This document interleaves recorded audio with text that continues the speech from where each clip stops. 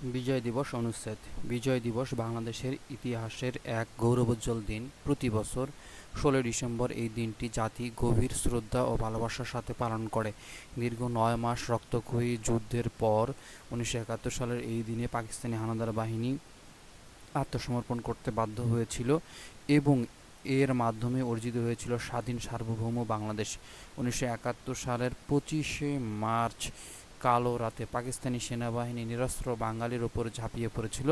শুরু হয়েছিল ইতিহাসের বর্বরতম গণহত্যা, কিন্তু বীর বাঙালি তাতে দমে যায়নি।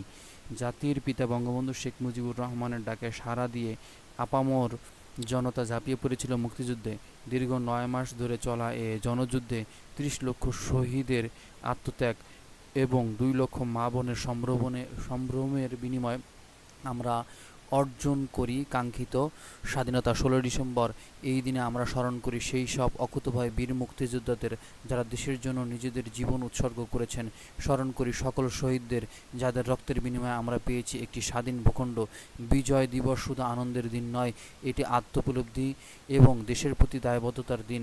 এই দিনে আমরা শপথ গ্রহণ করি মুক্তিযুদ্ধের চেতনাকে ধারণ করে একটি উন্নত ও সমৃদ্ধ বাংলাদেশ গড়ার।